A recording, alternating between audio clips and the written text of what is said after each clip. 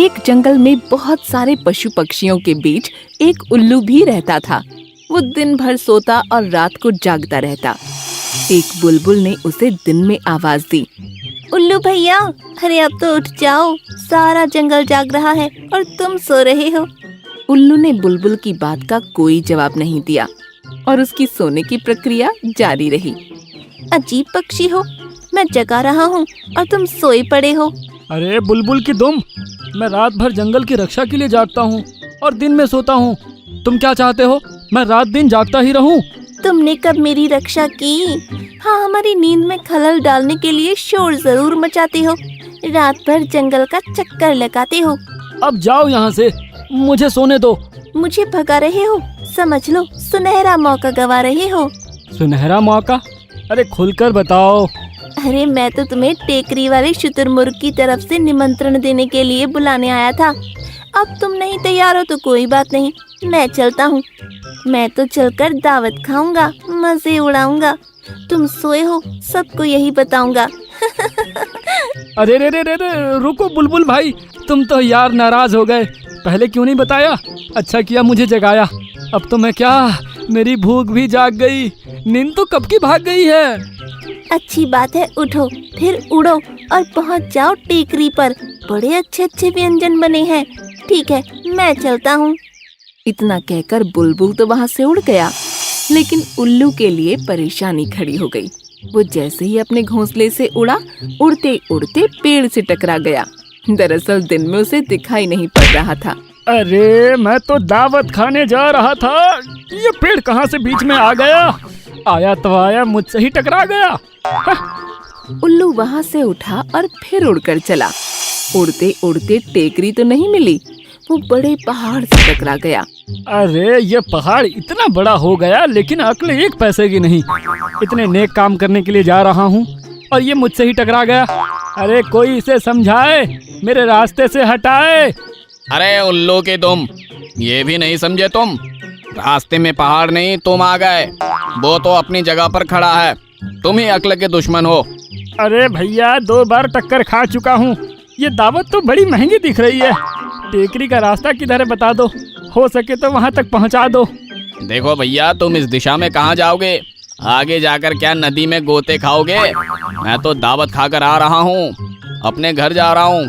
मुझे अब लौटकर नहीं चलना है, तुम्हारे साथ उल्लू नहीं बनना है। तुम एक काम करो, इधर पूरब दिशा में सीधे चले जाओ, जाकर टोकरी पर दावत का मजा उड़ाओ। कौवे के कहने पर उल्लू पूरब की दिशा की ओर उड़ने लगा। वो बड़ी देर तक उड़ता रहा। नीचे उसे कुछ आवाज सुनाई पड़ी। वो तेजी से नीचे उतर गया और ये क्या, नदी के पानी में गिर गया। एक कछुआ निकलकर बाहर आया और उल्लू की हालत देखकर फरमाया, उल्लू भाई, ये क्या गजब ढा रहे हो? पक्षी होकर नदी में गोता लगा रहे हो?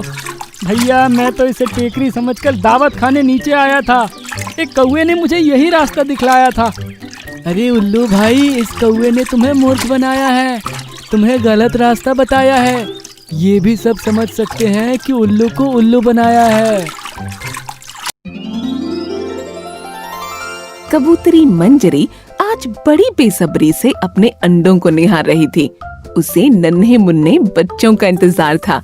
एक रंजन तोता भी पास में बैठकर मंजरी की खुशी को परख रहा था। एक अंडा फूट गया और एक सुंदर बच्ची बाहर आ गई। आओ आओ गुड़िया, स्वागत है, बड़ी प्यारी तुम्हारी रंगत है। कुछ देर बाद दूसरा अंडा भी फूटा। तब उसमें से एक दुबला पतला और काले रंग का एक बच्चा बाहर आ गया। मंजरी को भी आश्चर्य हुआ, लेकिन माँ के लिए सब बच्चे प्यारे होते हैं। आओ आओ राजा, तुम्हारा स्वागत है। पहले बहना आई, फिर भाई को लाई।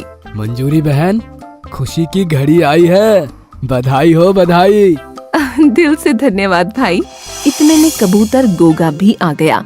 बच्ची को देखकर तो वह खुश हो गया, लेकिन बच्चे के काले रंग और कमजोरी को देखकर वह मुंह बिचकाने लगा। अरे मंजूरी, ये काला कमजोर बच्चा कहाँ से ले आई? यह क्या कह रहे हो? यह सांवला सलोना हमारा ही बेटा है। खबरदार जो इसके बारे में ऐसी वैसी बात कही। इसका नाम मैंने राजा रखा है। अरे मंजूरी, हम दोनों कैसे हैं और ये कैसा है? मेरे समझ में नहीं आ रहा ये ऐसा क्यों है। क्या हुआ, जो भी है जैसा भी है, हमारा अपना बेटा है। इसके मुखड़े की बनावट मुझे बहुत अच्छी लगती है। यह बड़ा होकर बांका कबूतर बनेगा। इसकी चोंच भी बड़ी प्यारी है। तुम्हारी सोच बड़ी प्यारी है। माँ की सोच ऐसे ही होती है, उसे अपने बच्चे सबसे ज्यादा प्यारे लगते हैं। मंजरी कबूतरी ने बड़े प्यार से दोनों बच्चों को पालना शुरू कर दिया। दोनों बच्चे कुछ बड़े हो गए थे और आसपास के चिड़िया के बच्चों से घुलना मिलना चाहते थे।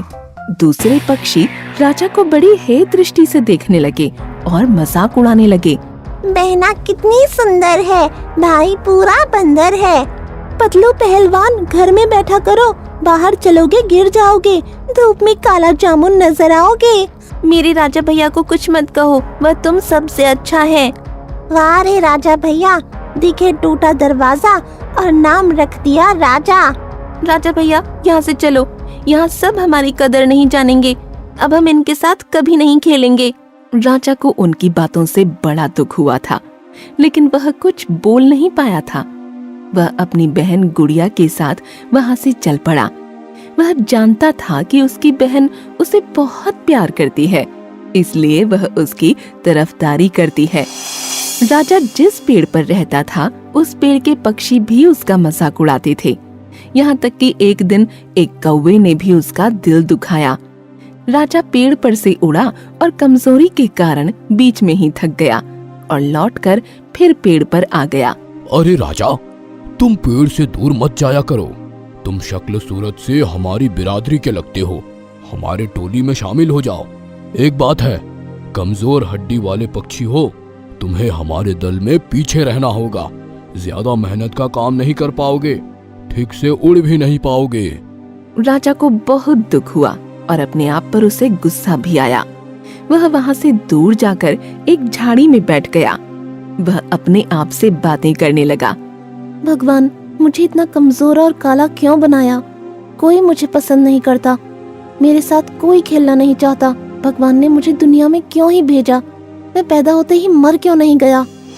जब बहुत देर तक राजा पेड़ पर नहीं लौटा, तब उसकी माँ कबूतरी मंजरी ने गोगा कबूतर को भी बताया और दोनों अलग अलग दिशा में अपने बेटे को ढूंढने के लिए चल पड़े। मंजरी मन ही मन सोच रही थी कि उसका बेटा तो आसपास के जंगल की दिशाएं भी नहीं जानता। वह न जाने कहाँ चला गया। उधर राजा उड़ते उड़ते जंगल में बहुत दूर चला गया। आज उसने कुछ ठीक से खाया भी नहीं था, फिर भी वह उड़ते हुए थक नहीं रहा था। वह एक पेड़ पर बैठ गया। उसी पेड़ पर कुछ मोर पक्षी भी बैठे थे। उन्हें देखकर वह डर गया। यह सभी मोर कितने सुंदर दिख रहे हैं। मुझे इनके बीच में नहीं जाना चाहिए। यह सभी मेरा मजाक उड़ाएंगे। मुझे बहुत भूख भी लगी है, प्यास भी लगी है। क्या मुझे घर लौटना चाहिए? मैं तो बहुत दूर आ चुका हूँ, रास्ता भटक चुका हूँ। हे भगवान, क्या करूँ मैं?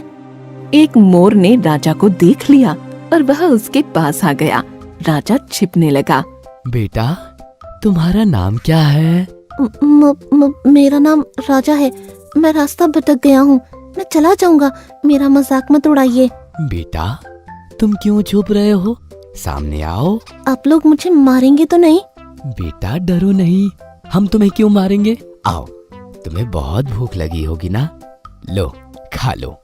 तुम किसी बात की चिंता मत करो। मोर काका की बातों ने राजा के अंदर खुशियां भर दी। उसका डर भाग चुका था। उसे खाना दिया गया और वह बड़े प्यार से खाने लगा। उसने अपने साथ हुई सारी घटनाओं के बारे में मोर काका को बताया। मोर काका ने वैद्यराज लाल तोता को बुलाया। लाल तोता ने राजा की पूरी जांच की।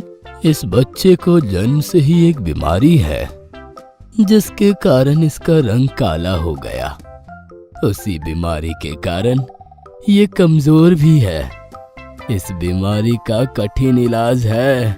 आपके इलाज से ये ठीक तो हो जाएगा ना? कृपया करके इसका इलाज कर दीजिए। मैं अपनी पूरी कोशिश करूंगा। कई दिन तक इसका इलाज चलेगा। बच्चे, चिंता मत करो।